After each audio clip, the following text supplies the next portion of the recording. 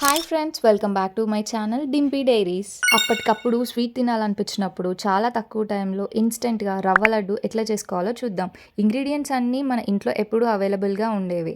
So first అయితే stove on చేసుకొని pan పెట్టుకొని ఒక 2 to 3 టేబుల్ స్పూన్స్ వరకు నెయ్యిని యాడ్ చేసుకొని దాంట్లో ఒక కప్ బొంబాయి రవ్వని అయితే వేసి లైట్ గోల్డెన్ కలర్ వచ్చేంత వరకు వేయించుకోవాలి. రవ్వ కొంచెం కొంచెంగా కలర్ అయితే చేంజ్ అవుతూ ఉంటుంది. దాని తర్వాత మనం అందులోకి 1 కప్ షుగర్ అయితే యాడ్ చేసుకోవాలి.